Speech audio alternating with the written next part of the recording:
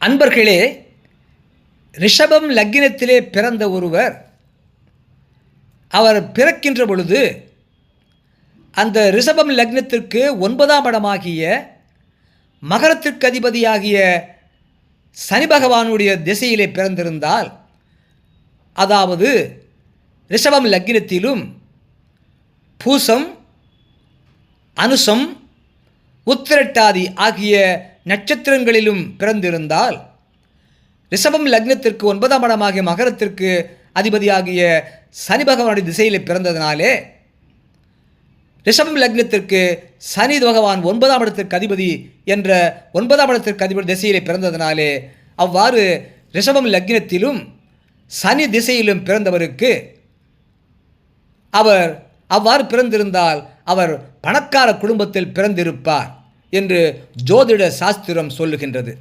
அறிவீர்களாக. நன்றி, வணக்கம், வாழ்க வளமுடன்.